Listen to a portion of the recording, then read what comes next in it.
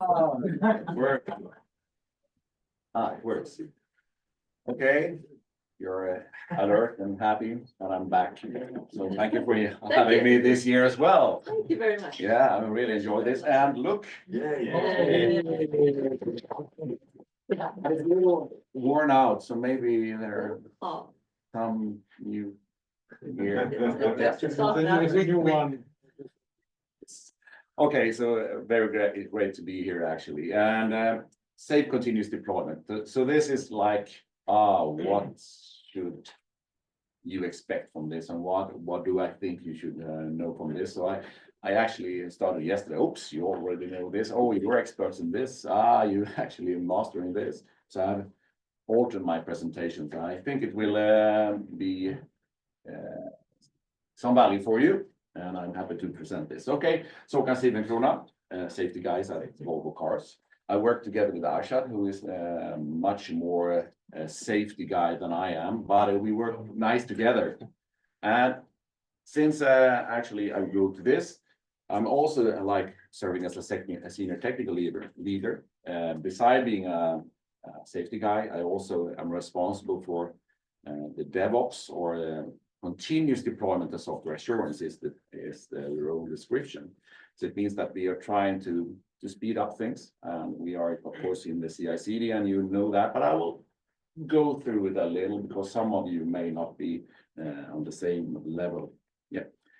So I want to start with a little of what we Volvo and many other OEMs have gone through since 50 years now. I mean, we started, of course, with seat belts, and then it was the ABS, and there was airbags, and it was ESP, and it was like AB, and then now we see also highly automated applications getting there.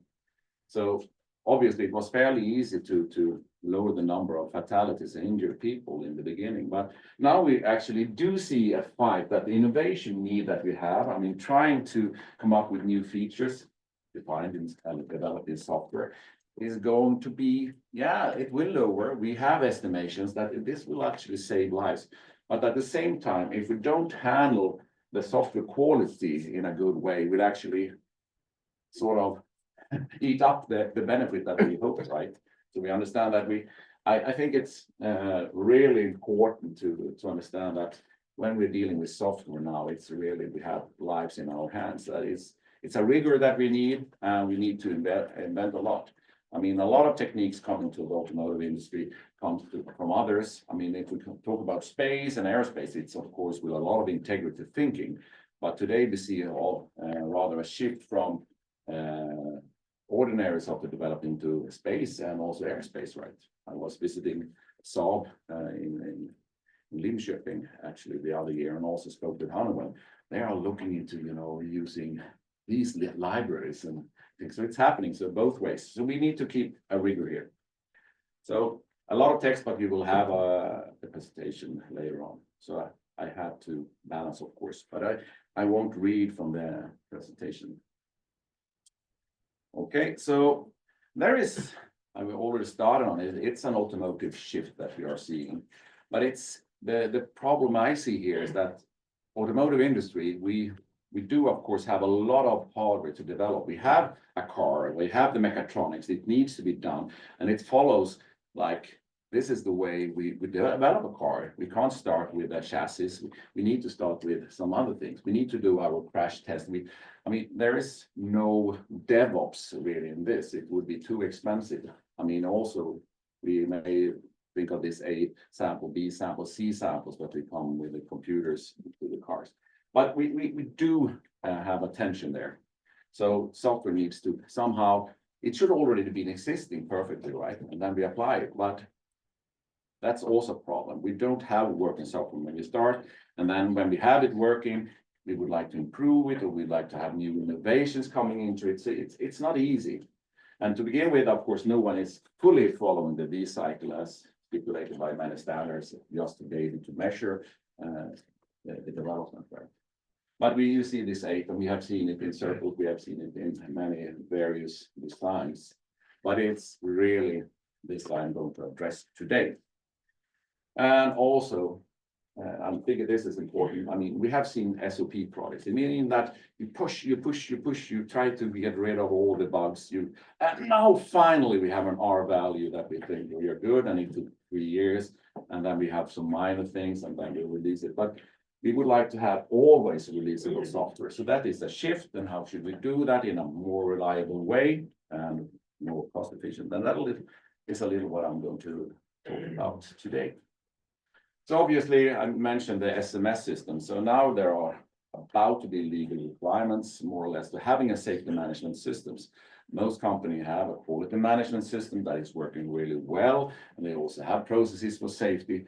But what we talk with this is that you continuously need to monitor your software, and especially for ADAS, and now you talk about AD, which is not so fancy anymore, but you need to control it. And in the aerospace industry, we know that we look into, is the software starting to deteriorate? Do we actually have the same margins? They start to measure, no, we don't have the same margins. Oh, what do we need to do? So they have a feedback loop, and they can adjust that so that software is not really getting closer to incident rates that you're not allowed to have.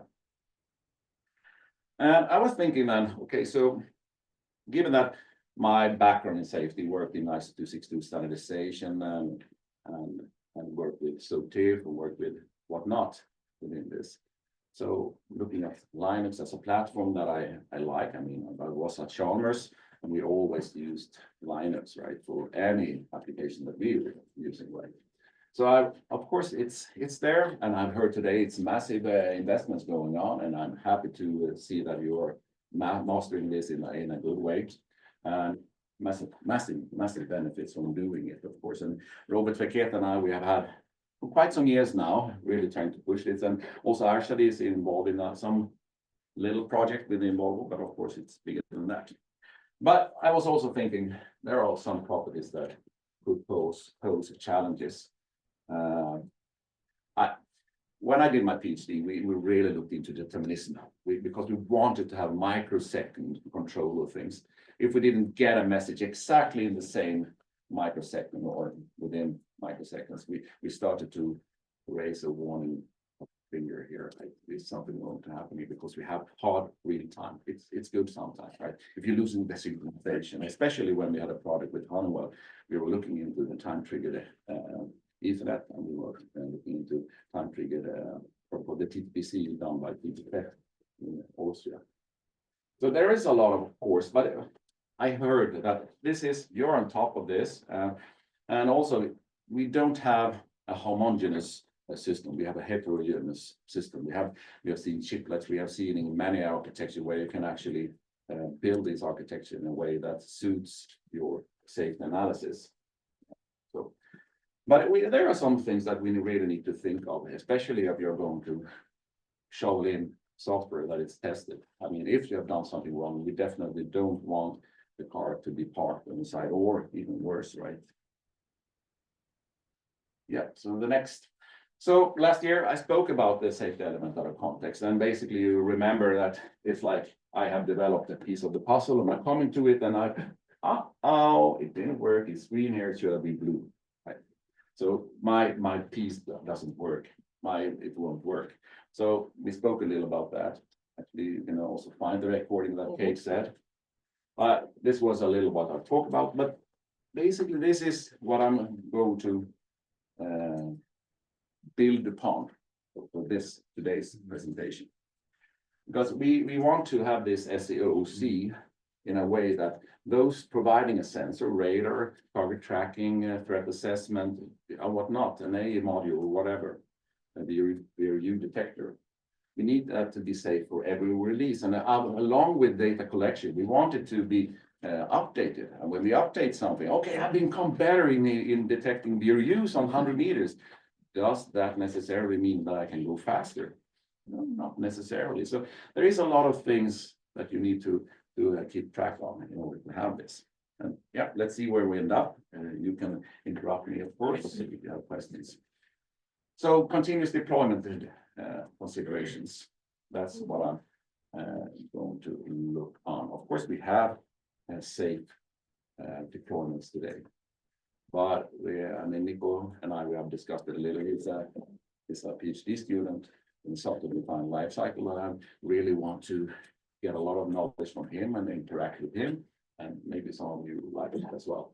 But when the agile methods came, it wasn't really to first stop wasn't okay. Let's check what the safety community will say is required for safety compliance, and also traditional methodologies is like you break down from hazard analysis and risk assessment to you find to safety concept, technical safety concepts, and you have a monolith basically. Of course, we don't do monolith in that way, but if you have a change, it's costly, it's complex and slow, especially when you have very wide architecture that now today, I mean, maybe it's 28 different components providing information to the actual feature, right? And also integration. I mean, we have several different partners, we have different suppliers, we have different operating systems and whatnot. So, I mean, it's really complex. So you need to somehow set the principles. How should we work?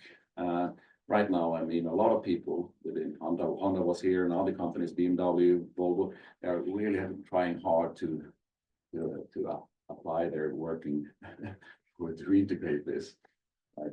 And also the scalability of validation and testing. So how should we do? I mean, with SOTIF it comes, okay, where should we have SOTIF requirements?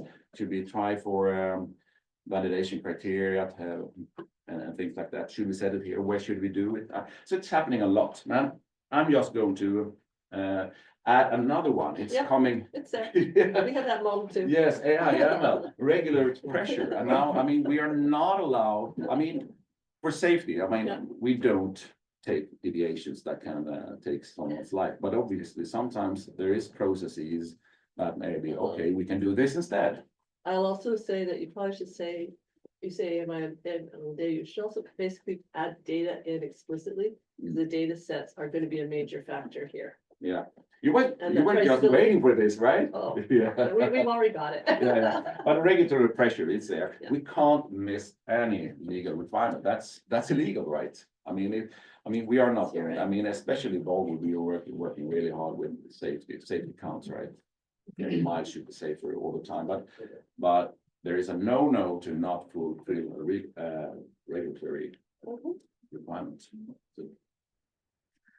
So of course, this is a quote I heard. I like it. If your car gets smarter every week, the update better be safer every time, right?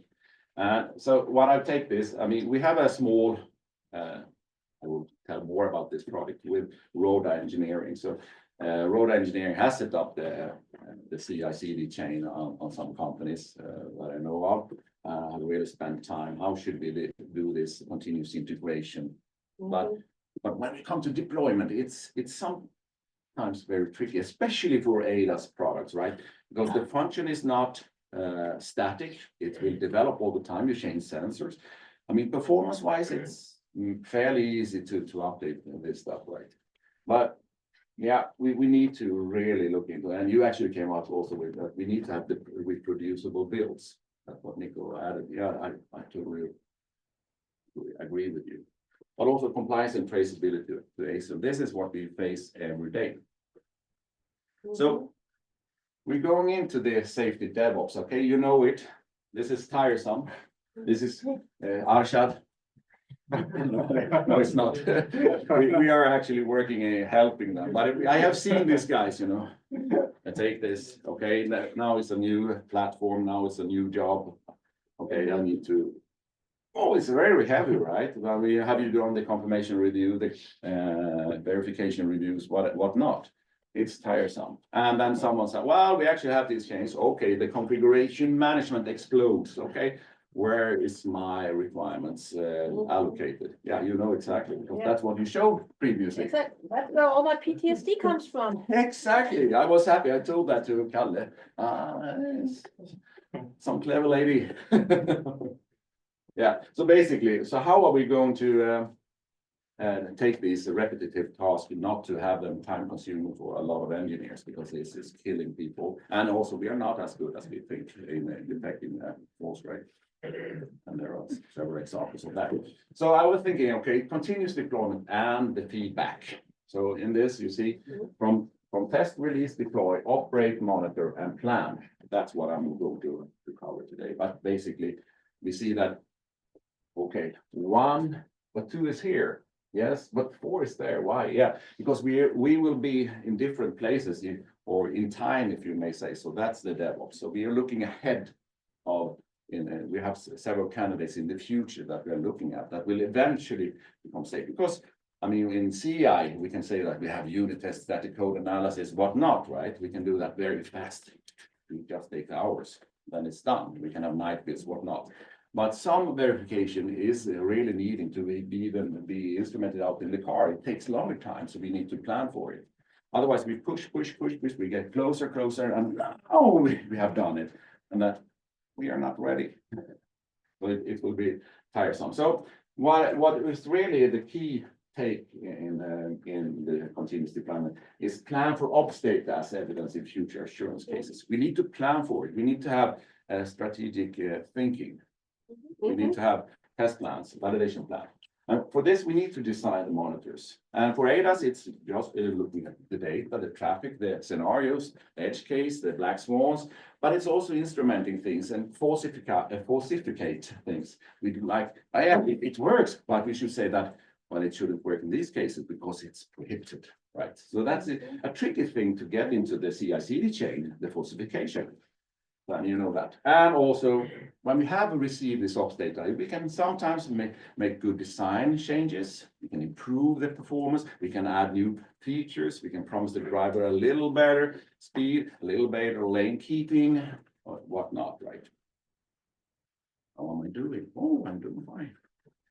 Yeah, so some challenges, just list them. There are plenty, but this is what we are trying to address really in a framework, or should I say community consortium that we're setting up. I'm coming to what's really on my everyday work now, but I just wanted to tell something about that. Product organization is still most important, right? That we can really show traceability, that the product is there.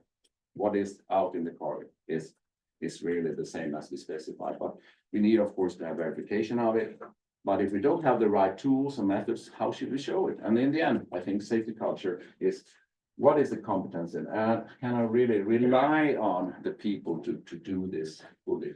So this is the challenge for Safe CD. We can't be sloppy. We need to be accurate in our work.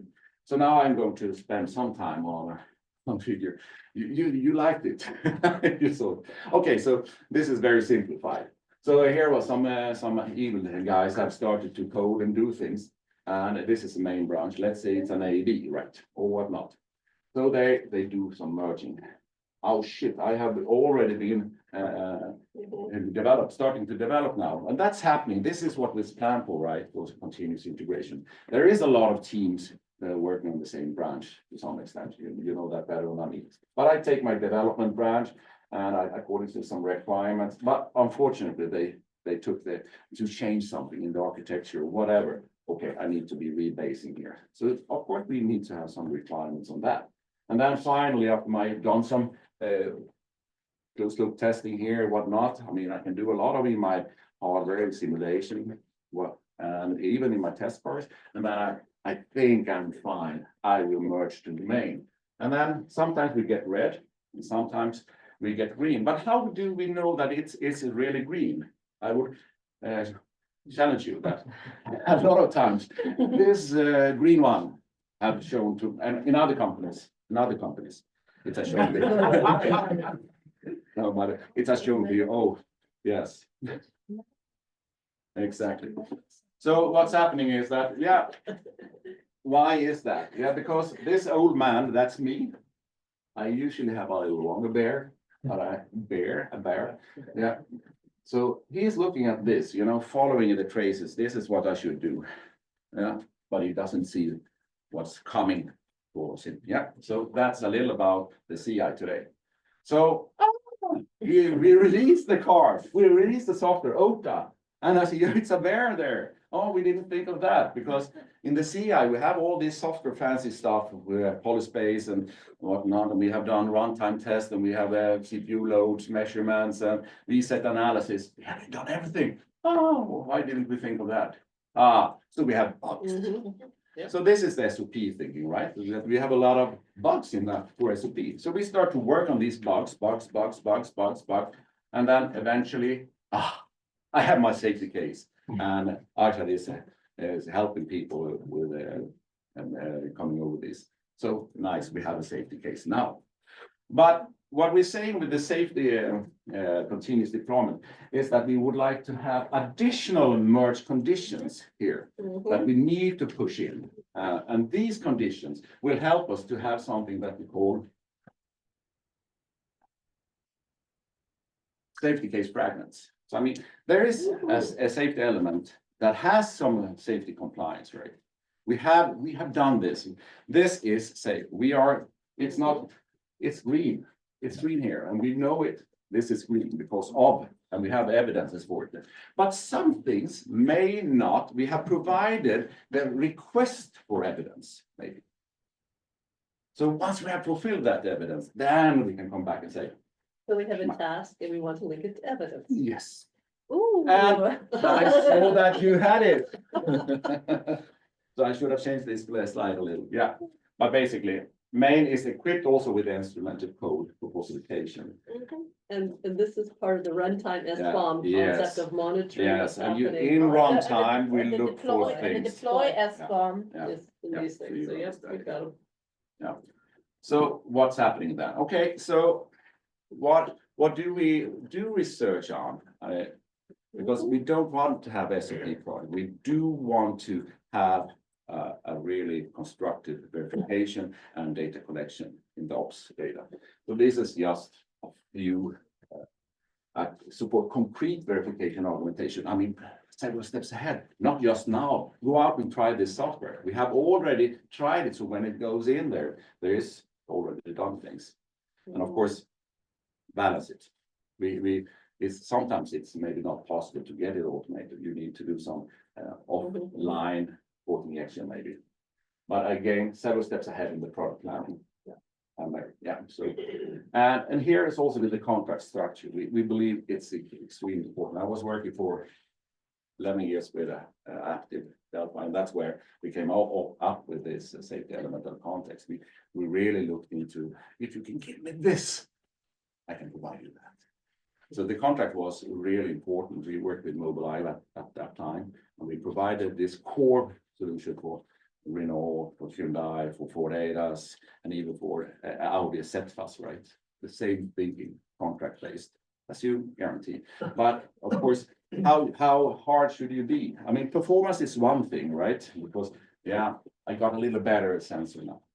But when you change a sensor, or you like to add a new feature that incorporates other components, then it's harder, because then it's not a static safety case structure, it's a dynamic safety case structure. And if you look at the Waymo, for example, they're extremely good in this static safety case structure. They know exactly when performance changes.